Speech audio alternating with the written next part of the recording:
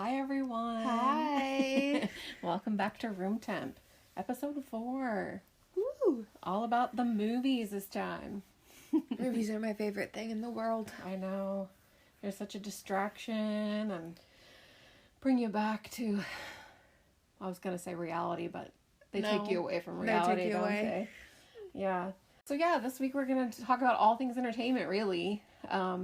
We didn't structure this one as much as we have been, but that's honestly our jam, just talking. This is going to be more of a free-form conversation. Yeah. Reminiscent of how we actually talk to each other. Yeah, we didn't get a lot of feedback on our Facebook page this week about things. I've been trying to post entertaining things just to kind of get thoughts flowing and stuff like that. We have had some engagement, but not as much conversation, and that's what we really want to do. So be sure that you are commenting on our posts, or on Instagram as well. It just inspires us to keep posting and keep doing this. So if you like what you're hearing, then please do that. It's been a weird week before we jump into it. It's just been weird. Don't you agree? Yeah. It makes me want to see when the next full moon is, because it's just that she's going to look it up right now, because I always feel a little discombobulated, a little off. Work has been really busy this week, even though I'm still working remotely and everything. Everything's been just packed to the gills, which I'm not used to anymore. And yeah. So when is it? Have you found it yet? March 22nd. Okay. Well, still a couple weeks. But in my former role in Texas, I worked for a court system. And I literally printed out the almanac and put it on our wall so we could keep track, because it never failed when starting about 2 weeks before and going to about 3 to 5 days after a full moon, crap got crazy. Straight up insane. More crimes, more everything. Everything. This has been a weird mental health week for me too. Not trying to get all deep or whatever, but this has just been kind of a week for me. It's been a little chilly here in California where we are, and I think even though we're not going outside every day, I think it's still just knowing that it's cold or colder. It's not, Arctic temperatures or anything. We're spoiled now, but it does though, doesn't it? Yeah, if my feet are cold, I'm cranky and It's a weird mental health week. And this week has kind of solidified the fact where I have no idea what I want to do. And it's that whole identity crisis that I'm having. But you're young, so. It's also my birthday next weekend, which means a full year in quarantine and things aren't getting better. Well, yeah, I saw a thing today that says March 2021. Like March 2020, except we have toilet paper. Which is right on. Not my hot take, don't worry. No. We'll save that towards the end. I'm just going to have to see where the hot take thing takes me, because, again, haven't really planned this out too much this week. We're just flying by the seat of our pants. No, this week, like I was saying, work has been super busy. One of my fellow admins got shifted to another role, so we have been planning a little soiree virtually, saying goodbye to her. That was really hard. It was right at the end of the day, too, so to distract myself from all of that, Hannah got really excited all of a sudden. If she's going to wait her turn, though, for a change. I did 2 things for myself this week. Number 1, I bought a DIY miniature kit like my friend Stephanie has been doing, and I just got inspired. I don't know why, because it's so tedious and small, and my mannish hands... That's not your kind of struggle. Crafting thing either. I hope that it turns out like I like hers, because it's a sushi restaurant. It's like my favorite thing. So I think it'll be fine, but I can already tell I'm really frustrated. I haven't gotten one piece of furniture made yet because the glue, it didn't come with glue. So I ordered glue, which got here today. That glue doesn't dry fast enough, so I literally have to hold it together and wait. So I got out my tacky glue, which it doesn't mean tacky like, girl, you tacky. I know it's sticky. I'm not stupid. I'm just kidding. So then I got out that glue, and it sticks a little bit better, but I can't put multiple pieces together at once. I have to let one... I'm putting together a table right now, so I have to put... Oh, that's so many pieces. Right angle, those pieces together, let that dry. So I watched a movie, and then I went back and put the other piece, have to let that dry, so I'm doing a podcast. So yeah, I really feel like I'm going to bust out my hot glue for the furniture pieces, because it'll be faster, and then I'll use the other glue for paper type things that have to be smattered. But what you could do is, if it's multiple pieces, you can glue multiple pieces together, and then when you wait for it to dry, and then you can glue all the pieces together. Yeah, I don't know if it works like that. Anyway, it's fine. But the movie that I watched during that, I'll bring up later in the show, because it's about sequels and stuff. So okay, what were you gonna say? So my thing, self-care air quotes, was watching comedy barbershop quartets this week. It just popped up in my recommended, and now I'm down a rabbit hole. Oh boy, it's just so funny. It's like watching comedy duos and, well, quartets, I guess, but like, yeah, playing off each other, and it's like sarcasm. Abbott and Costello, but they're singing. I'm gonna have to check this out, because it's okay. They're called the Newfangled Four. They're not Newfangled Four. They're not a quartet anymore, which is heartbreaking. And there's just a whole lot of Did beef. he die? No. Okay. So no. It's not as heartbreaking as it could be. No, it's not. But I mean, it's still sad. So they're a trio now. They're not a quartet anymore. They're just gone. They're not, separate ways. They're not gonna compete anymore. They have competitions for barbershop quartets. And I think I knew that, because I think in one of my choir classes we watched some of them. But I know that they're a cappella concert. I mean, a cappella concerts. Well, that too. But a cappella contests. Yeah, I like watching those. Well, quartets are a cappella too. Like glee clubs and stuff like that. Yeah. Anyway, they have a lot of parody songs, and you can tell they're getting more and more annoyed / finding ways to pick at the judges. Yeah. It's so funny. I'll have to check it out. That's funny. I'll create a playlist and share it with you of my favorite ones. Do that, because I'll need some pro advice on that.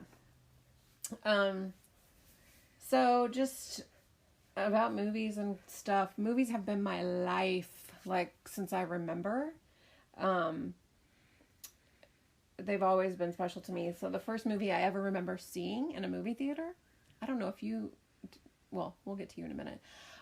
But the first one I've ever remember seeing is, and this will age me, but I'm 43, I've already shouted it out to the world, is Return of the Jedi. Star Wars movie. Do I remember anything about it except for the first scene where it's the black starry sky and the yellow letters are scrolling, No, I remember nothing except that. In the theater, of course I remember the movie, but yeah. I just realized that this specific episode is probably going to make a lot of people kind of mad at me for the amount of classic, air quotes, movies I have not seen. I know. I'm not mad at you because of it. I'm mad at myself. Because, again, I think we've touched on this before, that I feel like I've exposed you to a lot of good stuff. Like, music. Good music and good things like that, but not all of the good stuff. So, music and stuff, I say things like Nirvana. Can you sing any Nirvana songs? And they were life. Like, they were my teenage years. Nirvana, U2, Matchbox 20. I know It Smells Like Teen Spirit. I don't know the lyrics, but I know that's a Nirvana song. Okay, well, at least there's that. At least you got that. And then all the classics, like the Beatles and the Rolling Stones. And I don't know about Rolling Stones, but Beatles for sure. Yeah. So, just, I feel like I always say it jokingly about, like, I failed you, Prince. Like, I mean, Purple Rain, because I sing. Raspberry Beret. Okay, you do know something. Excellent. That's my favorite one. This episode has turned into mom's failures. The mom failures in the entertainment world. Yes. But my first favorite movie, though, taking it way back too, and I'm sure you have never seen this, and it makes me sad for you and mad at myself, is The Blue Lagoon.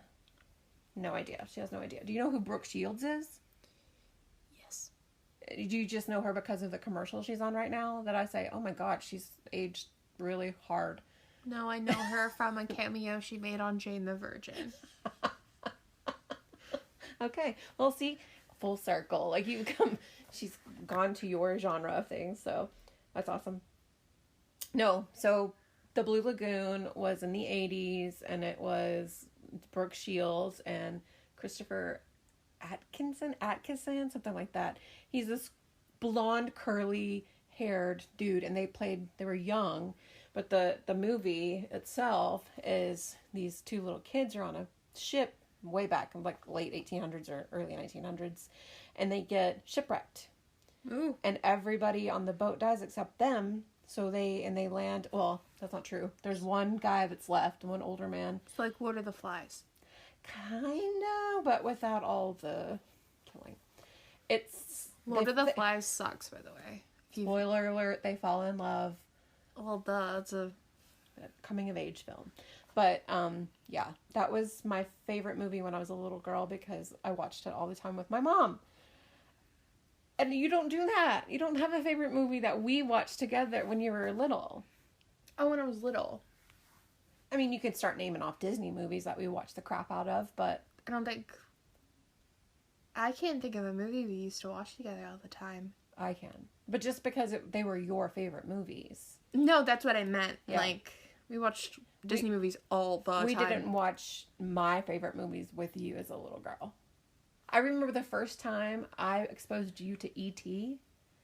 and you cried, devastated. You were like 5, maybe 4 or 5. I've seen E.T. Yeah, but you were devastated because of the turn of events in E.T.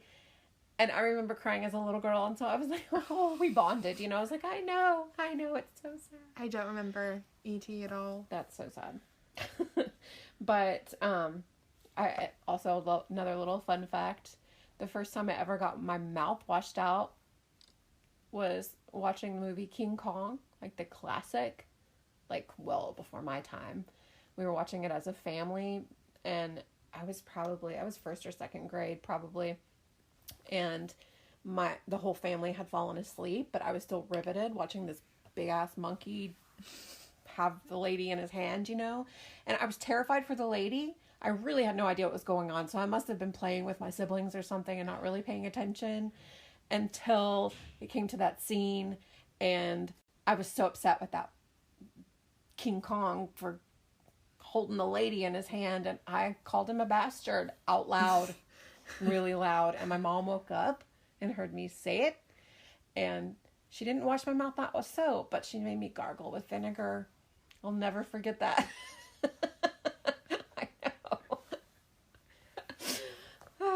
I know. Crazy. Okay, first movie I saw in theaters. Okay. My first instinct is to say Finding Nemo.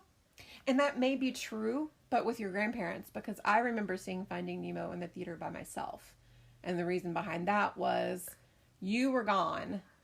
You were with your grandparents, and your father and I were at home, and we wanted to go see it, and he wouldn't peel himself away from the computer, and I was like, the time is now, we gotta go now. We can go to a later one. I'm like, no, I want to go now. And he was like, I don't want to go now. I was like, fine, I'll go now. And I went and watched it by myself, and I remember sitting there feeling so lame, because, back then it was like a bad thing to go to a movie by yourself. And I felt so liberated. I was like... Was that the first movie you saw by yourself? I think so. My first movie I saw by myself was Knives Out. That wasn't that long ago. No. Yeah. Because I was like, hey, let's go watch this. And you, Ian, and Jason watched a Star Wars movie, I think. Yeah. I think so, too. Anywho, I just thought that was interesting. Another thing, anything entertainment related this week. So commercials and brand recognition and things like that. I just have to share this story about you when you when you were little, probably under 2, maybe right at 2. But we lived in Oklahoma City, and we were driving along. I was on speakerphone with probably my mom or your other grandma, and all of a sudden you chimed in from the back seat and said, Walmart. because you saw the big Walmart sign. And I was like, what? She knows Walmart. And that's in America, baby. Yeah. Capitalism. And I was like, whoa. And so then I was like, I'm going to test her. I was like, what's that? And I'm pointing at a McDonald's sign. Just the sign. McDonald's! I'm like, whoa, my baby's a commercial hoe. You knew all the things. It was so funny. And I could literally quiz you. Just like on Friends, I could quiz you on anything Friends related. And you knew it. So it's like my little savant. You know, some Rain Man. That's another great movie. Have you seen it? Nope. Probably not. But anyway, I just thought that was an interesting little tidbit. Oh, we're going to have so many more stories about Hannah next week. It's going to be all about the Hannah for her 19th birthday. I'm going to embarrass the crap out of her. It's fine. Nobody listens to it. People listen. If you're listening to this right now, be sure you tune in next week. And be sure you comment on every embarrassing story. We have to prove to her that people are listening. So, yeah. Okay, first favorite movie of mine. I think the first movie I remember loving so much, like beyond anything, was My Little Mermaid, the third movie. My Little Mermaid or Little Mermaid? Little Mermaid. Are you mixing My Little Pony and Little Mermaid? Yeah. Little Mermaid. The third movie. The prequel. Oh, see, that segues into sequels and prequels. It was my favorite movie. I'm really not into them. I love sequels. But having said that, tonight I watched Coming to America, the second one. It was actually really clever. Much cuter than I anticipated. I thought it was going to be trash. But if you've watched the first one, which I know you haven't. Nope. If you watched the first one, so many recurring, the characters, the same actors are playing them, and they carry on the storyline, and it's just really cute. So if you have Amazon Prime, you need to check out Coming to America 2. I just love sequels. I don't know. I think Disney ruined me on sequels. There are movie what do you call them? Franchises that I like the sequels and whatever the word for a third sequel is. I think it's just a sequel. A third sequel, fourth sequel, whatever. Yeah. But Disney sequels, to me, totally my opinion. Some of them are straight trash, like the Aladdin sequel, trash. Return of Jafar, or whatever. The trash. Animation. It's not so much the animation. It's just like voice actors, for example, don't come back. Like Robin Williams was not the genie in the second one, and this was before he passed away. Rip. Just, he was the genie, and when you have an Aladdin sequel or third movie or whatever, and he's not the freaking voice, that's a problem. Isn't that the movie where the genie went on vacation? I don't know. I literally wouldn't watch it because I'm straight trash. And then I keep hearing people talk about, when it goes straight to DVD, it's trash. No, not always. Disney. Not always. Okay, I know you defend Cinderella the sequel and the Little Mermaid sequel. No, okay. Specifically, A Twist in Time for Cinderella, and specifically Ariel's Beginning with My Little Mermaid. I'm also a big fan of Mulan 2. I love that movie. I barely like Mulan 1. I know that's them's fighting words, but Mulan is my favorite movie. I like it. Favorite Disney movie. I do like it, but it wasn't my favorite. And I don't know why, except, I don't know. I really don't know why, because I love girl power movies. It still had that romantic tension that does not exist in the live action one. I'm really glad I didn't watch it. You should watch it, especially if you love Mulan, because you probably will love it, except I know you're a romantic at heart, and you would want that storyline there, and it's just not. It's like a war movie. Yeah. There's still, it was okay, but I literally sat there in horror watching it, why am I watching this? Why am I watching it? But yeah, sequels are not my jam. In general. I will almost always watch a sequel, at least give it a shot, if I loved the first one. Mm-hmm. I feel like the only sequels I didn't necessarily like were for the Divergent series, and then Maze Runner. And those I didn't care enough about the first ones to even try the second ones. The Hunger Games series, totally loved them. There were some that were worse than others just because... Catching Fire was the worst movie. It was difficult. Like, you know, especially having read the book series with you, which is something we do, by the way. Sometimes. We will share book series, which makes me feel weird sometimes when it's a little, you know, YA novel, but it's okay. Books are books, and reading is reading, and it's good for you. Do you agree that Catching Fire is the worst Hunger Games movie? I think or Mockingjay Part 1? Because Mockingjay Part 2 is the best. Yeah, for sure. But what I hate is when they split a movie. Like, Harry Potter, the very last one, I understand. I understand why they split it, because there's so much story that they had to get out there. It's a really big book. It's a huge book. And for them to split it where they did and how they did, I understood it, but I hated it. Like, I wish they would have just Gone with the Wind, 6-hour movie, whatever, Lord of the Rings, 4-hour movie, whatever. By the way, if you want to read Harry Potter and you haven't read it before, or you haven't watched any of the movies, buy it secondhand. Don't give her any more money. That's all. That could be your hot take. Nah, it's not a hot take. It should just be like... Yeah, she's got plenty of cash, and she's a horrible person right now, so... I always say right now, because I always give hope to people, like, maybe she'll turn around. But she hasn't. She's been this way for a couple years. I mean, maybe, but I'm saying it could happen. It could happen. That is also how the industry works. There's always a buttload of people that are just awful people. Yeah. I mean, their job is to entertain us and whatever. It leads into the problems of today. I mean, if we want to get deep into it just for a second, because these people are, they're popular, they're in our face on the movie screens, on the TV screens, on the radio, on the internet, right? They have their platforms to speak and, speak their truth and rally for people and bring light to, social justice issues and all these things, right? You and I don't mind that, except when there's someone who is a celebrity who is speaking something that we don't agree with, right? So Gina Carano from The Mandalorian, while I don't agree with what she was doing, right? She was a great actress, fantastic in the role. I know you don't watch The Mandalorian, but when people get political and get people riled up and then they get fired for it, or they get canceled, as Gen Z says, to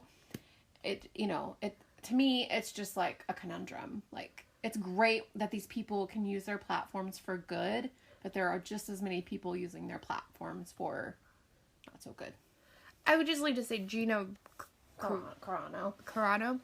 There's a difference between using your platform to get people to vote or to get people to be like, hey, this is something we should talk about, to comparing yourself to comparing being a conservative today as being a Jewish person during the Holocaust. Yeah. There's like... That does not equal each other. Yeah. Like Chris Pratt, he's conservative, right? We all know this. But he doesn't put his political views out there. We all know what they are, but he doesn't say anything.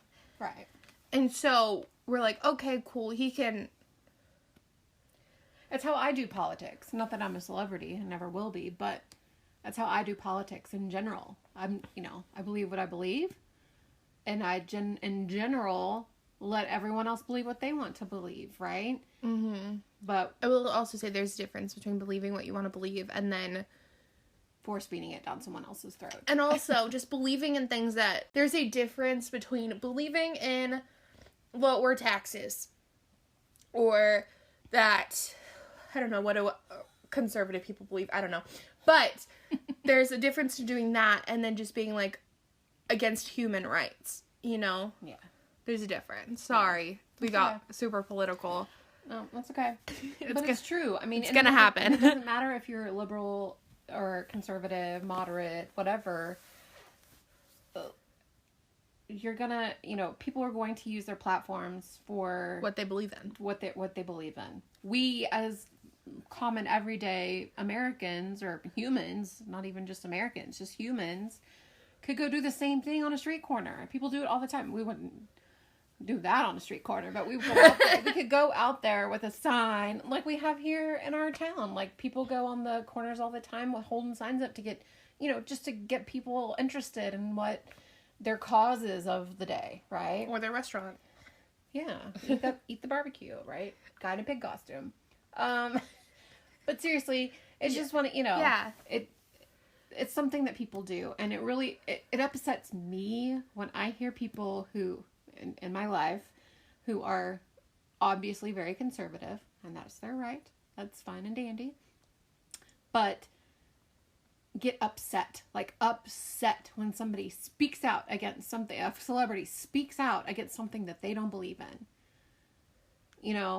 I see it on the People magazine Facebook page all the time. Who cares? Who's this person? Who cares? Like, well, obviously some people you do. Yeah, you're commenting. You care a little bit, or you wouldn't care to say anything. Guess what? Most of the time, when I read people articles, I'm like, oh, that's interesting. Guess what? I just scroll. Yeah. I don't interact with them, like, huh, and I scroll. Well, back in the day, back when I was a wee tot, not really, People magazine was a physical magazine. I think it probably still is, but you bought it, right? You had to go purchase it to read the articles in it and whatever, and it was full of human interest stories, not just celebrity stuff, right? There was a lot of celebrity stuff and this and the other. I remember a lot of human, human interest stories, right? This world that we live in is mostly about celebrity, the industry and all these things, because that's what people crave and are asking for. That's what people are asking for. Mm-hmm. That's why it's there. They're not forcing it upon us. That's why it's there. They're put on pedestals, but we put them there. Exactly. They didn't climb up. I mean, some did. Some climb up there by themselves and notice me, right? But we notice them, and that gives them attention, and they get up there. Exactly. Anywho, speaking of pedestals, Hercules. No, the Oscars. So back to movie stuff. That technically was still movie stuff, but it was. Yeah, no, it is. It's a segue because the Oscars do it too. People get up on the stage, right? They may not this year, but they get on a Zoom call, right? They have their excuse me. They have their 15 seconds to thank everyone or whatever, and then they say, and it is what it is. That's That's not where I'm going with this. The Oscars are coming up, and back in the day, I used to watch the Oscars.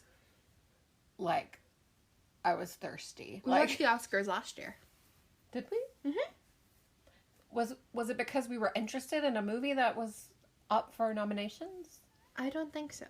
Because I used to watch it just to watch it, because I was always interested. I think we watched it to watch it. In the 90s, when I was really into movies, that's when all my movies were winning Oscars, I think, too. So I was like a fair weather fan of the Oscars, because I loved seeing all the glitz and glamour, and I loved seeing all the, all the little people win, but also the very big people, like Tom Hanks and Halle Berry and all those, when people were winning historically, like, Denzel Washington and Leonardo Dicaprio being up for Oscars however many times, and then finally winning one for The Revenant, things like that. I've always dug that stuff, but it feels to me like over the last couple of years, maybe even the last 5 or 6, I just have not been that interested in the Oscars, because I have not been that interested in the movies that were up for the Oscars. And don't get me wrong, I think it's great that they are now offering up, nominations for lesser known films, foreign films, things like that, or letting those get on to the big stage rather than just present them in ceremonies prior to the big one, right? But it's not the same anymore. I don't know if it's because I'm getting older and it's just not. Well, also the 90s, a lot of types of movies were being made for the first time. And so, but now everything has already been done, and everything is either a remake or a reboot or inspired by, or the classic story. How do we like those reboots, by the way? All the little... It depends. Some reboots are better than others. I agree, to an extent. I don't know. I'm trying to think of a reboot that I absolutely hated. Oh, I guess reboots are for TV shows. Well, remakes then. Remakes, yeah. I don't know. I'll have to think on this one. Remakes. But the Disney live action movies are pretty good. They are, yeah. Except for Mulan. Cinderella's my least favorite. I don't know. I watched it the other night. And I remember seeing it in the theaters, and I loved it in the theaters. But I watched it the other night. It's still great. It's really good. I just feel like a lot of times it feels like that people when they remake movies, especially Disney movies, they try to make it more pure, make it more like the Grimm's fairy tale it was based off of, make it more relevant to the day, things like that. And I'm always like, you don't mess with the good thing. Like, I like the Cinderella movie to an extent, but it gave more of the backstory of Cinderella and, all that. And I don't know. Well, to be fair, I like Cinderella, but also Cinderella, I think, is one of the, trio of my least favorite Disney princesses of all time. And so I don't think I was going into that movie being like, gonna love this movie. She's one of my favorites. Which I think is funny. We're just totally opposite there. But you also came from the generation of the girl power Disney princesses too. I was on the end of that, or the beginning of that, and you're kind of on the end. Because Jasmine was like the very first Disney princess that I remember being like, hell yeah, like girl freaking power, who needs a boy to rule the nation? Like, we can do it. You know what I mean? And she was just very proud and very... I am not a prize to be won. Exactly. I mean, yes, girl, you are. But, you... You don't have to be. You're a prize to be won, but you're not, third place. You're first place. You're a first place prize. Exactly. So, yeah. I like the Disney reboots, though, or remakes. In general. I'm anxious to see what they do. I don't think did I see the Lion King one? Yes. I must have been underwhelmed by it because I don't recall much of it. It's on Disney Plus, right? Yeah. So that means we've seen it. Yeah, maybe. That was literally a shot for shot remake. Yeah. Which, okay. Yeah. You didn't have to waste all that money on CGI if you were just going to make the same money again. They haven't been remade. I think it would be interesting to see them remade, but they haven't been remade. The Toy Story movies. It's going to be a while. I know it will be, but I loved that whole series. 1 was great. 2 was greater. 3, we waited a long time for it. Worth it. Broke my freaking heart. Worth it. 4, still good. It was good. I didn't like the ending. Yeah, it was still good, but oh god, and those creepy ass dolls in that antique store. Oh, Ian was making fun of me the entire time we watched that movie in the theater because we were watching it, and every time they'd come on, I'd go, and then he'd go, shut up. Yeah, I love Toy Story. It's just Toy Story 4 just completely butchered his character. Yeah. And then I feel like the whole collective internet was so mad at Bonnie for not playing with him, but she's 6. Yeah. Kids are the worst. Am I right? Yeah, so she didn't want to play with the cowboy that a strange man gave her. Yeah. That is a little strange. Very sweet. But yeah. It's just, I get it. I feel like he would have stayed, though. He would have gone with Bonnie. Mm-hmm. How do we like Forky? Love Forky. Okay. He's my profile picture on Disney Plus. I asked Ian this the other day. He's like, Forky was the worst. That was the absolute trashiest boat. I'm like, yeah. It was I'm trash. Literally trash, Ian. And he was just like, ugh. It was a stupid little byline. I was like, okay, fine. But Forky was funny. That was funny. It was literally trash. It was like Buzz, but on a whole different... Yeah. I will say this, though. He was very aware. Bonnie, in that instance, creating a Playmate toy, blah, blah, blah, spot on you as a little girl. I'm just saying. You could play with anything. Another thing that happens up in this house. So my husband, Jason, loves movies. I mean, we all love movies, but he loves movies. Collects movies. And I used to. I used to feel like I was a collector until I met Jason. And then we also wrecked our DVDs, so we had to rebuy a lot of them. You know what? I have the sleeve with all of our old DVDs. I had, like a CD case, like a big notebook style straight from the 90s CD case. And I kept DVDs in it. We traveled the world with them, so of course they're going to get scratched up. Plus I had 2 rambunctious children that were watching them over and over and over, leaving them on the floor like, things happen. But I thought we had a lot of movies till Jason moves in. Literally boxes and boxes and boxes. And I'm not talking little boxes. I'm talking big honking moving boxes. There's a full of movies. There's a full bookshelf over in the corner. I think there's only a fraction. Yeah. Those 2 drawers underneath the TV right there, absolutely full. He's got some stacked up on the floor because we've watched them and then he didn't put them back, which is another show. But yeah, so many movies. And and it's super cool because not only do we have, Netflix, Hulu, Amazon Prime, but we will, he'll say, I feel like watching blah. If we can't find it on the TV, he'll just go dig through his DVDs and chances are we have it. Do you want to do like a lightning round movie quiz real quick of just crap. favorite blah blah, favorite blah, and then first thing that comes into head? Yeah, do you have questions? Because I don't. Okay. Well, it's just like favorite genre. Okay. Favorite horror movie. Oh, shit. This is hard for me because I love horror movies. First movie that comes into mind. The Grudge. Okay. That's all. Because then that's What's your favorite horror movie, Hannah? Technically Scary Movie 5, because it's the only one she's probably ever watched. Horror movie. Wait, I don't think I've seen a horror movie. Probably not. I don't like being scared. In a little while, I'm going to present to you the list of movies that I would like for you to watch. Okay. And one of them is a scary movie. Okay, so. Favorite romance movie. First movie that I know, I totally went blank. Like, favorite romance. Forrest Gump is not a romance movie. I know. Okay, just in case. Favorite romance. Oh, The Holiday. Oh, that's a good one. Hannah watched The Holiday till it broke. Like, absolutely broke. Because it was my favorite movie of the day. And we watched it. It was the Christmas movie that we watched. Like, all I feel like maybe we talked about earlier how we never really watched your favorite movie together. And then... Yeah. That became my favorite movie. I think The Holiday is the top 10 of movies we watched together. Yeah.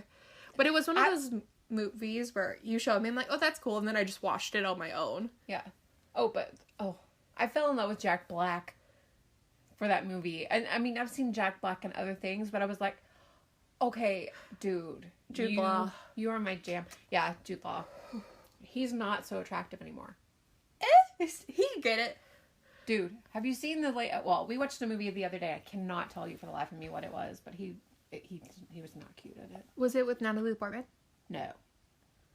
That one's called Closer. That is also a really good one. It's called Vox Lux is what I'm thinking of. Oh, he's also in Closer with her. I haven't seen it.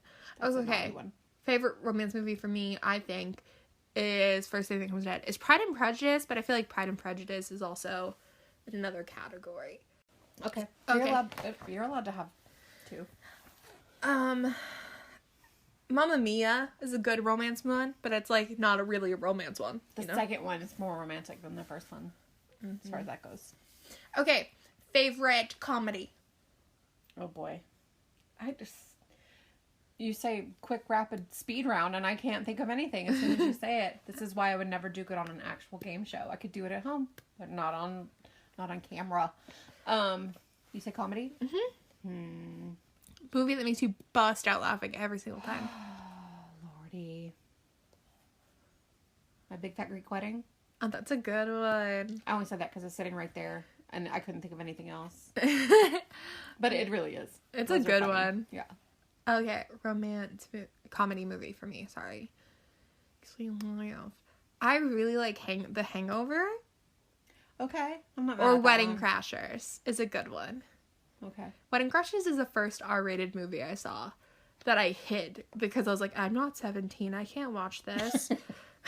This is a little aside. Both of my children, who I feel like are very mature for their ages and always really have been, past the age of probably 6, 7, 8 years old, both of them, for whatever reason, I'm a super chill mom, too. I mean, for the most part. I'm really lax. Like, there were no strict bedtimes. There were no, I've always been really, really fly by the seat of my pants when it comes to parenthood. And I think I've done a bang-up job, honestly. You guys are not. You got 1 out of 2 so far. Not hoodlums yet. So, one more year and I beat teen pregnancy. Woo! No, but what I was going to say is, both of you guys are very cognizant of your ages and the guidance of guidance levels of movies. Because I remember Ian even, now, without getting too far into it, he's watched some things without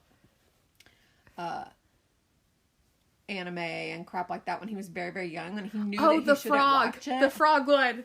Do you remember the frog one? I don't know what it's called, but it was like a frog superhero. No, I'm thinking like anime, like borderline hentai. Like, he was 3. He knew he shouldn't watch it because it had like suggestive behavior in it, not like full on hentai, but suggestive behavior, like a little blonde girl with buxom boobies going in. Oh, I'm so hungry. Yeah, and the dude got the fruit stall's like, here, sweat pouring off his brow, have a banana, and she's like, oh, it's so good. Like, Ian is 3 watching that shit, and I walk in and I'm like, what are you watching? And he's like flipping to turn it, like, oh my god, turning it on to something you should be watching. So he knew. So but again, conscientious of it. He knew he shouldn't watch it. But both of my kids are like that. Like, this is rated R. Mom, am I allowed to watch a rated R movie? Fun fact, let them watch Deadpool because of certain scenes in Deadpool, which if you watch Deadpool, you'll know what I'm talking about. The one scene you're talking about, when I was watching it, didn't even notice. Then you weren't paying attention. Because I remember I, as a grown-ass woman, married, was very uncomfortable. Very uncomfortable. Okay. Next. Favorite action movie? Oh, God. See, I have too many favorites. That's the problem. Action movie. Let's say, I don't know. I like a lot of stuff. I don't know what would even qualify as action. I don't either. Harry Potter series, that's pretty action-packed. Yeah, but I feel like that's more of a drama movie or fantastical. Perhaps. I don't know. Is Hunger Games an action movie? Maybe, but also fantasy dystopian. Yeah, I don't know. I'm not real crazy about movies like Fast and the Furious. I don't like that stuff. Action. Is Con Air action? I haven't seen it. Is National Treasure an action movie? Yes. Then I'm with National Treasure. Have you seen the second one? Yes. Yeah, it's good. Great. It's a little more boring than the first one. Yeah. How about the oh my gosh, the Tom Hanks movies where he's Sully? No, when he plays Robert Langdon. So Angels and Demons is one of them. I'm trying to think. Oh, that one was so boring. The Da Vinci Code. I tried to watch it. It was so boring. No. I feel like you have to be like awake to watch it. Well, and I read the books first too. So knowing the twists and turns and how things wind up and whatever. I like those. Okay, ready? Favorite book adaptation? Mine is Paper Towns. Never read the book, but I saw the movie. I liked it. Harry Potter / Twilight. Twilight. I will say, Kristen Stewart did exactly her job. She was exactly the character that was written. And then I once watched this interview with someone saying she was playing an awkward character in a D&D game. Shout out to my other nerdy side. And she said people hated that character. And she said people hated that character because she was awkward. And she didn't know what to do. And people hated her because she reminds them of themselves. And I think that's why most people hate Kristen Stewart. Yeah. Is because of the way she played Bella. Went on to play badass characters. She's playing Princess Diana in the movie. And I think she's gonna kill it. I'm like... Kristen Stewart is hot. All right, then. Sorry. I will. Oh, can I backtrack? My favorite action movie is G.I. Jane. And the reason why I said that is Hannah watched it for the first time the other day and had a moment.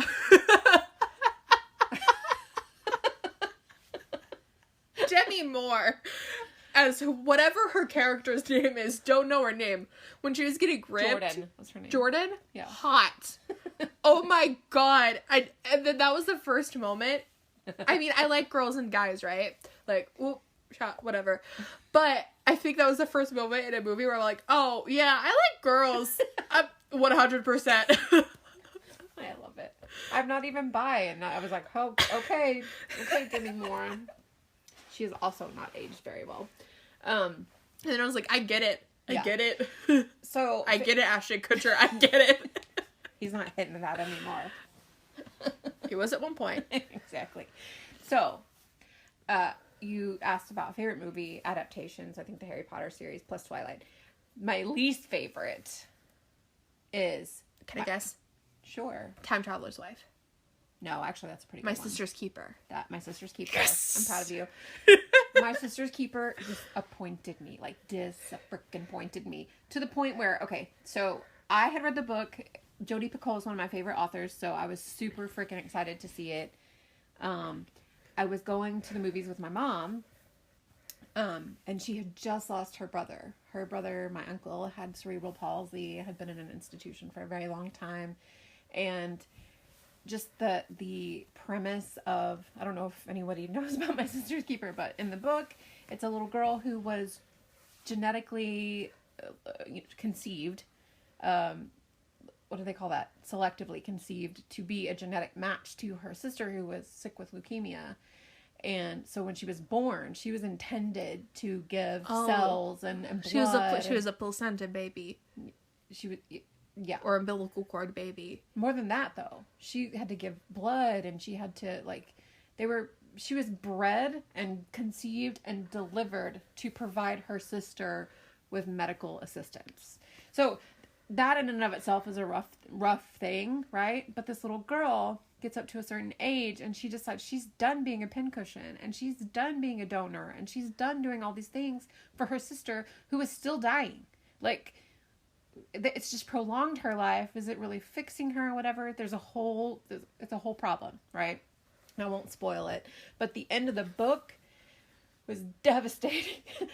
And devastatingly great. We'll discuss it after Hannah. I'll tell you, but I don't want to spoil it for the rest of the people that might want to read it and or see it if they haven't. But the end of the book was so devastating. But one of those, like, you've read a book before where you've read it and it just left you like, oh my God, like bawling, crying. And Eleanor and Park. But then you're like, that was amazing. That was the perfect ending. You close the book like, oh my God, that's so heartbreaking. You might even read the damn thing again. Like, that's how good it is, right?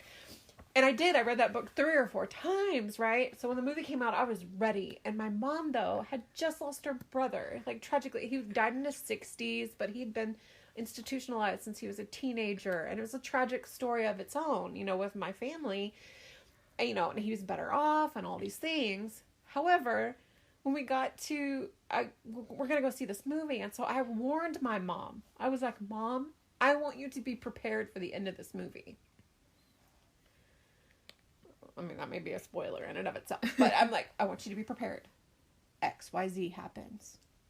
Okay? Just know that's going to happen. Be prepared. I don't want you to think that I've led you into this movie knowing what you just went through with your sibling, And she appreciated that. We sat down to watch the movie. And as the movie is ending, it is totally not the way it ended. Like, it was totally not the book's ending.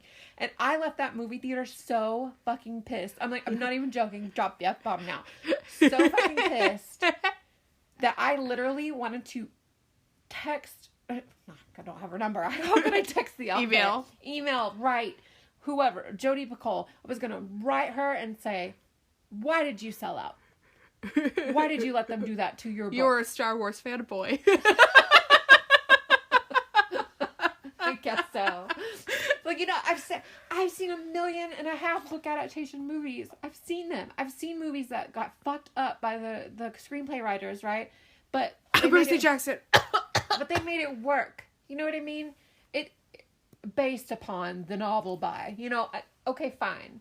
But this movie followed like pretty much to the letter till the ending. And when the ending was botched so badly, I was so mad. I think my mom could probably attest to it if she remembers this. But I was so upset. So upset. I'm still upset now. It's been like 10 years. So upset. Jody Nicole, I love you. But you ruined it. Okay, what's my least favorite book adaptation? You just said Percy Jackson. Yeah, but I'm not like a super... I don't think I've watched all the movies all the way through. It's just like... I mean, thinking off the top of my head, because the book is right over there, The One and Only Ivan, it was a great book. Loved it. It was a super easy read. It got spoiled for me by one of my piece of shit classmates, and then my teacher, I was like, did you just... And then the teacher looked at him and was like, oh, no. No. Shut it down. Shut it down. Shut it down. It's a really good book. I love it. But the premise of the movie, it's really cute. But it doesn't... I don't think it really works as a movie. Yeah, I don't know. Haven't read it, seen it. Whatever. It's something you probably finish in like 2 hours. I do love Stephen King books. And usually the film adaptations, even if they're different from the book, just work because of the genre in and of itself. I was surprised. For one thing, okay, The Shining, for example. I never read The Shining till I watched The Shining. And then I felt like I needed to read The Shining, so I read The Shining. The Shining was great. And I felt like it was, pretty on par. But then I didn't realize...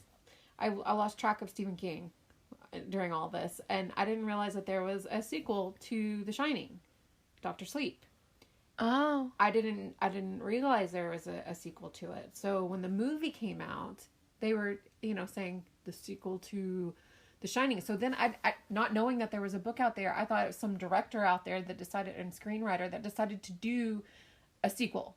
And I was like, you're going to botch this. This is going to be jacked up. But we went and saw it because, hello. I think that was the movie you guys saw while I watched Knives Out. But the movie was awesome. Like, freaking awesome. And when I got home, I did research, and then I was like, oh, whoa.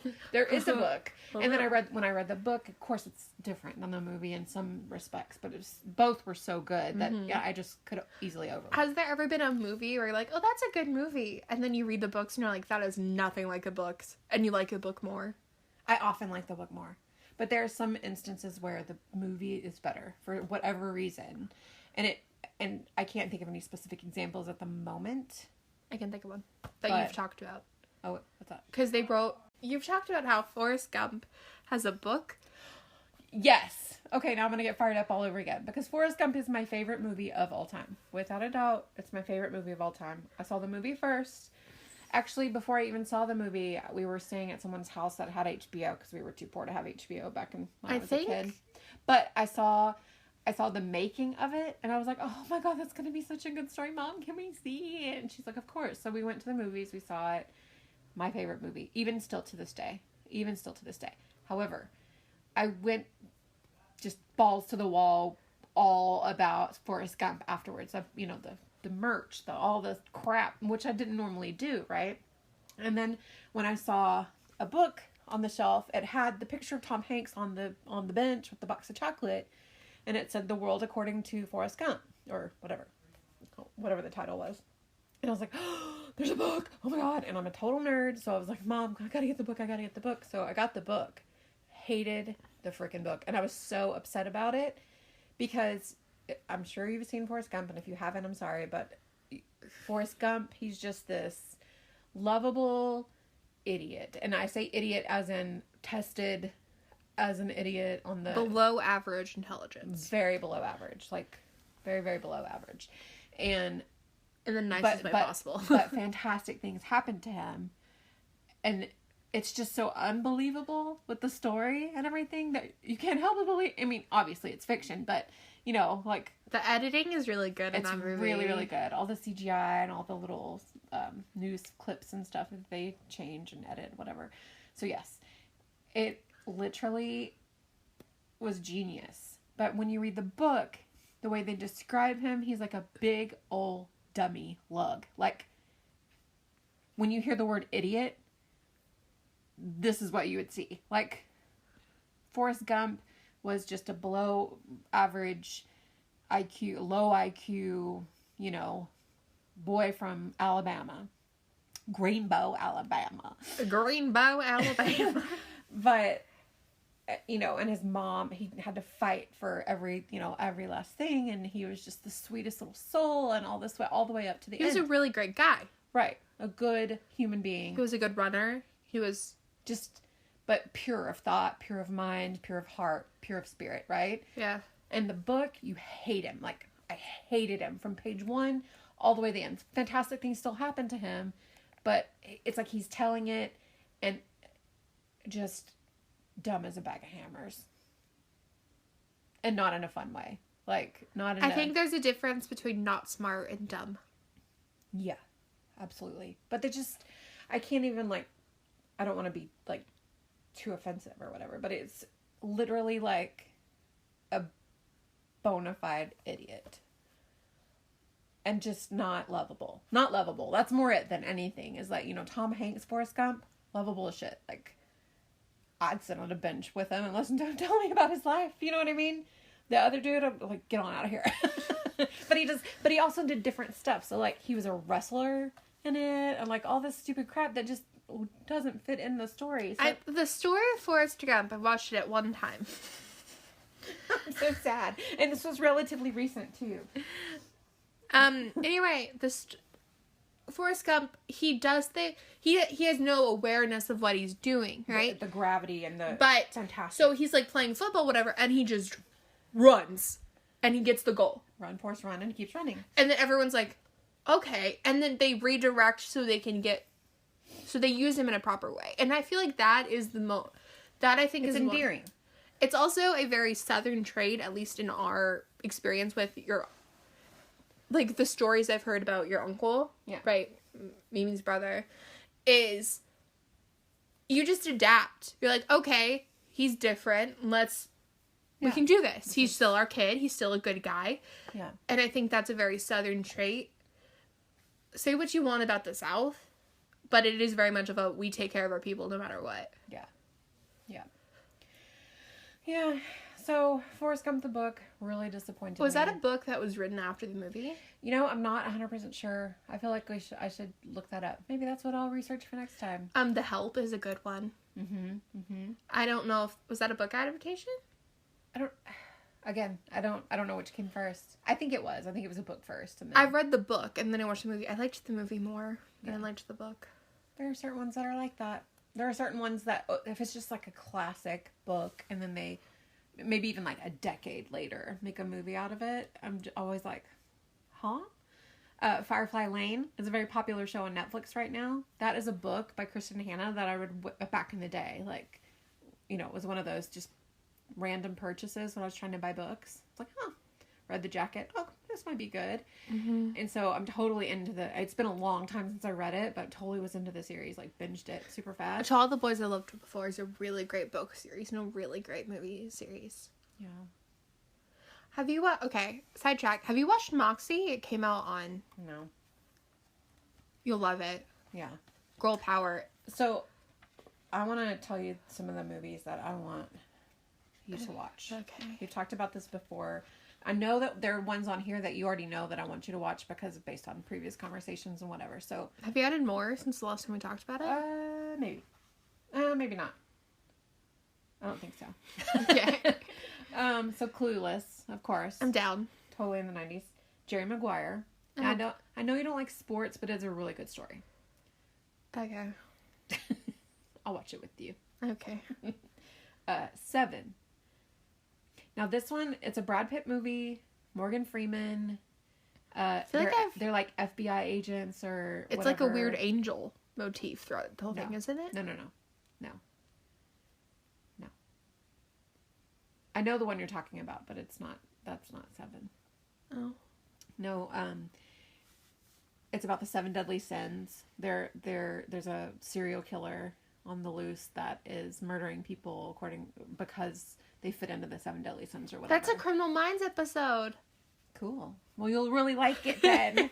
It's really good. I mean, it's I can it's only like handle murder for like 50 minutes at a time. It's suspenseful, whatever. Good Will Hunting.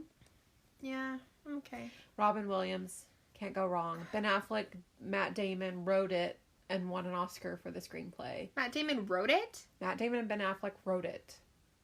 Yeah.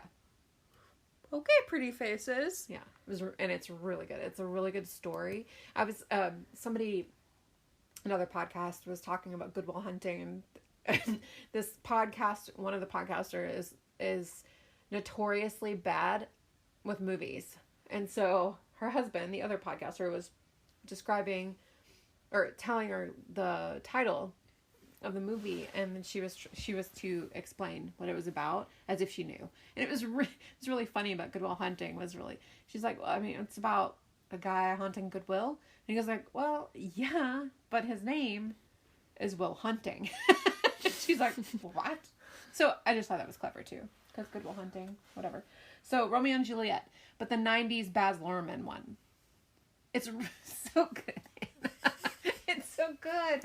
Cute Leonardo Dicaprio from the 90s. I don't really like Leo DiCaprio. Oh, and he was, but I understand that now, but have you watched anything with him in it when he was in his prime? I watched. No, you probably have not. I just don't like. You haven't finished Titanic, so. Mm-hmm. Leo DiCaprio just kind of creeps me out. You were fired? Get out. He dates 20-year-olds. There are a lot of men that date 20-year-olds. He breaks up with them when they've reached like 26. He's not the only one. There are millions of them out there. I'm telling you. Anywho. It is just not attractive enough for me to pull that off. But still, we're going to watch Romeo and Juliet.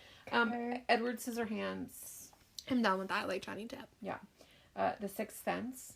Now, this is one that I know I've said before, and you're like, that one's scary. And it can be, but it's a good story. And I don't know if you know the twist. But I won't say it, because spoilers. I'll look up the twist. No, don't. You gotta watch it. Sometimes if it's based on true events, I read the true events while I'm watching the movie so I know how it ends. You know what, though? I do that for period pieces. So, like... The Crown. Well, yeah, I already knew The Crown. I've kind of lived it. But the Borgias, that's a Netflix show, too. It's about a pope back in the 1400s, 1500s, whatever.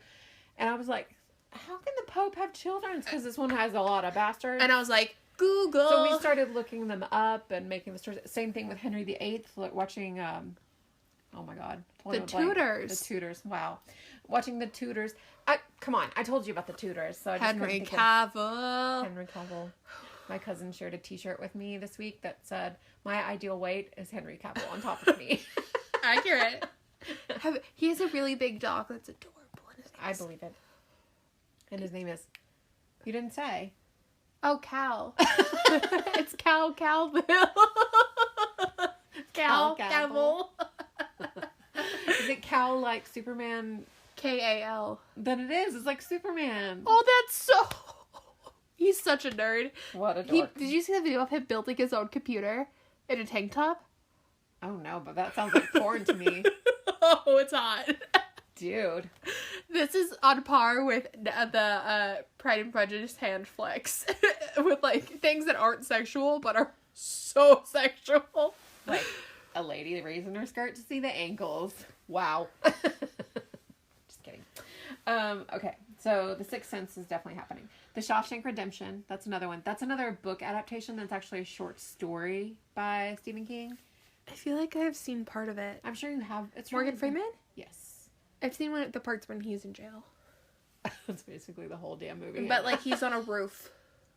Or something. Yeah. So you've seen part of it. But it's a great movie to watch in it. I just don't like jail movies. They make me uncomfortable. I know, but this guy's wrongfully jailed and... That would just make me anxious. Movies that make me anxious, I'm like, okay, let's just turn this off and go watch Criminal Minds instead. Okay, My Girl. My girl, talking about doesn't he die from bee stings? Sorry, spoilers. I'm not gonna say. Yeah, cause then the girl is like, he can't see without his glasses. God damn the gifts of the world. You've seen that in a GIF. I know you have. I know you have. He can't see where his glasses. It's a sweet movie. He can't see without his glasses. So Titanic, you're gonna finish it because it's a good movie. I had Pretty Woman, but you told me you've already seen it. Pretty woman, walking down the street. Singing, not so good. I was in choir for 3 years. Beginner, 3 years in a row. Exactly. But anyways, Ghost, another classic. Pottery. Yeah, that's a sexy Patrick Swayze's hot, so I'm down. Yeah, it's such a good movie. Plus, you get to see Demi Moore, of course. But also, is she ripped? She's pretty ripped. She's cute. She's cute back then. But you also see Whoopi Goldberg perched on high heels trying to walk, and she looks like a goose. Is Whoopi Goldberg the ghost? No. She's a clairvoyant. Patrick Swayze's the ghost. Correct. He's a ghost now. Ooh. Too soon. My heart just broke all over again. You are evil and must be destroyed. Wow. Unreal, Hannah. You are going to hell. Oh my gosh. And 5 minutes of just us cracking up. I can't breathe. I'm lightheaded. Oh my god. Sit back up here so we can finish. You silly goose. Okay. Too soon. He's been dead like 10 years and it's still too soon. Anyway. Breathe. The Bodyguard. That's a good one. Kevin Costner plays the bodyguard of Winnie Houston. Rip. She's a ghost now. too. She's a ghost now. Oh my god. Kevin Costner, aka Dennis Quaid. Oh, yes. Hannah has this thing where she cannot accurately identify I'm pretty good at it. either Kevin Costner or Dennis Quaid. They look so similar. No, they do not. Yes, they do. They sound similar. Put them side by side, they look nothing They alike. look so similar. Okay, whatever. Anyways. I bet you people have said, oh, that's Dennis Quaid. And it's, oh no, that's Kevin Costner. But to be fair, how many movies have I seen Kevin Costner in? 1. McFarland. Okay? How many movies have I seen Dennis Quaid in? A couple. Parent Trap. Mainly. But you know, tell me if you only know Dennis Quaid and you look at Kevin Costner and you don't know a lot about movies, you're like, is that Dennis? No. Okay. I mean, you're entitled to your stupidity. It's fine. I'm trying to school you now. Listen, IQ-wise, IQ-ly, in terms of my IQ, genius. Not super genius, but like above average. I can recognize patterns. I love how we went from genius, not super genius, but above average. I can recognize patterns. Congratulations, you are an infant. No, I'm talking about sequential patterns. You know, if you're looking at this, I'm like, okay, what goes next? You ever taken one of those tests where it looks like they have a diagram? It looks like an unfolded box, and you have to fold the box in your mind, yeah, and tell what the box would look like. That shit fucked me up all the time. Not a test taker. Anyway, Thelma and Louise. Okay, it's a good one. I'm telling you, bang bang shoot 'em up, girl power movie. Are they lesbians? They are not. Are they? Friends. Is there lesbian subtext? No, because they do a bunch of boys all the way through it. I don't know. I'll watch it. I'll tell you if they're gay or not. Yeah, okay. It's fine. There's Something About Mary. That's a 90s classic that you just have to watch. Ben Stiller, Cameron Diaz. Yeah. The famous scene where she thinks he has hair gel. I'm looking it up on IMDb to see if I've seen it, because it sounds very similar. Okay. In the meantime, Never Been Kissed. I feel like you might have seen this one. Not all the way through. Okay, that's a good one. It's one of my faves. And lastly, Boys Don't Cry. It's a crazy, emotional roller coaster of a movie. I think you'd really like it. Hilary Swank is pretty swanky. I know you have a list of movies for me that you don't have on you, but I know that a lot of them are freaking Hallmark movies and Christmas shit and all this, which I would rather die by lethal injection of bleach. Hallmark movies are classics. They're all the same. Exactly. They're stable. You're like, okay, they're gonna get together. That's nice. One time I watched a Hallmark movie where it's about a country singer. And she has, like, this agent boyfriend. And she goes back to her town for a bachelor party. Now, let me guess. She falls in love with a local carpenter. No. No. One, he's a cop. Two, he's her high school boyfriend. They broke up. She wrote a song about him that went, like, platinum. Like, hello, Taylor Swift. And everyone... Don't be mean to Taylor Swift. I love Taylor Swift. Okay. People are, and then people in her town are mad at her. Because she broke up with him, wrote the song about him, and then moved on. And they had that moment. I'm like, oh, they're gonna get back together. And then they didn't. She married her fiance. I'm like, that's a twist. That broke a mold. Yeah. That's a twist. Interesting. I don't know if that's technically a Hallmark movie, but it was one of the free Prime movies on Amazon Prime. Mm. There's also this movie that a celebrity, gets harassed, and so she pretends to be... I don't think she pretends to be Amish, but she lives in an Amish community for a little bit.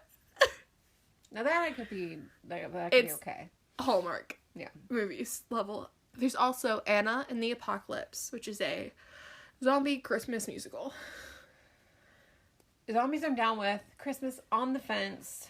Musical, maybe. But all those three together does not sound enjoyable to me. It's on Hulu. Okay. I will watch it with you. It's so good. The music is so catchy. The music is so catchy. Awesome. Christmas isn't like really a big part of it. It's just the time of year. Yeah. So it's technically really only a... winter movie. It's really a zombie musical. That's that's comedy. It's pretty funny. Heartbreaking. Funny. Okay. Well, I mean, I will let you pick 3 from my list to start with. And then I will watch 3 that you designate. Okay. And, I mean, obviously, one of the things will be, can we get a hold of it? Like, do we have it? Is it on our streaming services? Whatever. But we'll make it happen. This has been super fun. I was really dreading it when we first started because I was like, I don't feel like we planned it all. You were right. This would just be a conversation. But of course, because we love movies so freaking much, then yeah, it took off. Like, you know. But this is how our minds work, guys. I haven't laughed that hard in a really long time. And you caused that joke. That's rare. That's rare to get a laugh like that out of you. About my joke. My joke. Ian's the funny one around here. Yeah. He got the heights, he got the eyelashes, he got the eyes, and he got the jokes. I got the brains. And not even that, I share them. Because he's also smart. It's okay. You're perfect. Don't start. You have so many gifts. Ian is a turd. But we love him. I'm pretty nice. You're pretty nice, yeah. I mean... I have my bitchy moments, but I'm a teenage girl, so... Only for 1 more year and a week. So, next week, be sure that you tune in to listen to All About Hannah. I'm going to make a list of the greatest stories. And I will probably share some great video footage on our Facebook page. So... be sure that you like us over there and like us on our Instagram. Can't wait for your birthday message that makes me cry every single year. Yeah. Oh, I can do that too. You gotta top that. Cheesy. I do it every year. I think last year, because we were just getting started with COVID ? You know, like, what's gonna happen ? That I just shared the previous year's message on Facebook, and you were like, way to go, Mom. Way to share it. But yeah, this is going to be a good one because it's your last year of teenage years. It's going to be like, listen, girl, time to get a job and to contribute. Just kidding. Well, after this semester of college, I'm going to get a job. take a break. Anyway, hot right. takes. Oh, crap. Yeah. Okay, so... Hot takes. I think we got so distracted by a conversation we didn't even... Yeah. remember. I mean, a continuation of last week's hot take about...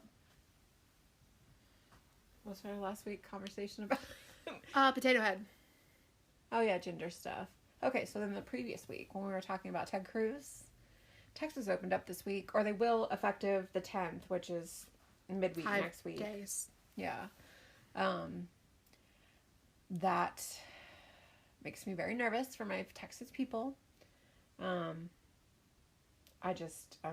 floored by it. I've seen a lot of evidence that, statements from employers and businesses and whatnot saying that their mask protocols will stay in place, all these things, but when they're not mandated, it means no one can force them to do it, and it's just it's a hot mess. Like that is going to be a hot mess. So I'm anxious to see. And somebody else, we were talking about vaccines. I was like, well, if the percentage of vaccinations of Texans as a whole is up, past 50% at least, closer to 70 or 80%, I would hope, then that would be one thing. But they're not. I think they're at like 7%. 7%. They're like the worst in the nation with the vaccinations, which is crazy to me, and it makes me scared. It makes me scared for my friends and family that are still there. Mm-hmm. I hope that they are being smart, and whatever, but I'm anxious to see what happens. Here locally, our numbers are going down, which is awesome. We're opening back up a little by little, which is awesome. People are still wearing their masks. They're being told to wear their masks, which is awesome. There's also a little pocket of people in this state, of course. I say little, probably a real big pocket, that don't want to wear masks. They want everything to open up. And it makes me furious because I'm like, if you guys have been wearing them this whole time, we would be opened back up. But when we started opening back up last fall, you fuckers went out and did the thing again. And here we are, closed back just down. Coming out of lockdown. Right. We had to spend Christmas by ourselves. Right. Granted, we have the 4 of us. It's not like we're alone. No. But, blaming the government for businesses closing and things like that, I'm like, no, dude. Like, it's you. You guys refusing to comply and touting your constitutional right to... No. Just no. That leads into my hot take, which is not about COVID, but about the government. The government is supposed to help us. The government is it's in charge of us, technically. Right. Fundamentally, yeah. The government is in charge of us, and we are in charge of our government. Mm-hmm. We are, responsible to and for each other. Checks and balances. That is the way America was founded. That's why we had the Revolutionary War. It's why the Constitution is the Constitution. The government is supposed to help us, and saying that we're on our own is just irresponsible. And the government is supposed to, they're supposed to be the best of us, essentially, right? That's what they're supposed to be. They're supposed to be the people that we have put in charge to represent us. We, as the people, as citizens, are saying, we, think you will be the best people to make these laws and enforce these laws and just help us and just be in charge of us, right? We are putting you in charge of us. Go out and do our best, represent us correctly. Anyway, it's not like we're on our own. We should count on our government to protect us. And we should listen to our government. So bottom line, what is your actual hot take? I think we need to trust the government, but also at the same time, rebuild the government. It's definitely. I think we've gotten to a point where it's broken. We all know it's broken. It needs to be fixed, and not one party needs to be in control. Yeah. I have a code phrase. Okay. Ready? Swayze is a ghost now. Ghost Swayze. I will put his last name in the description if you don't know how to spell it. It's Sway. Z-E. Yeah, Swayze. Swayze is a ghost now, is our code phrase. I love it. So, yeah. Thank you so much for listening, everybody. I know that our episodes are getting longer and longer, but thank you for sticking around and sticking with us. Be sure you like us on all of the socials. Instagram is roomtemp.podcast. I think so. It's in our description on YouTube. Absolutely. And it's also on the Anchor FM on our homepage there. I think it's got the links to them all. So Facebook should be there as well. I don't think we have a Twitter yet because my social media guru over here is slacking. But I don't want another Twitter to keep you in charge of. Twitter's problematic anyway. So Instagram and Facebook it is.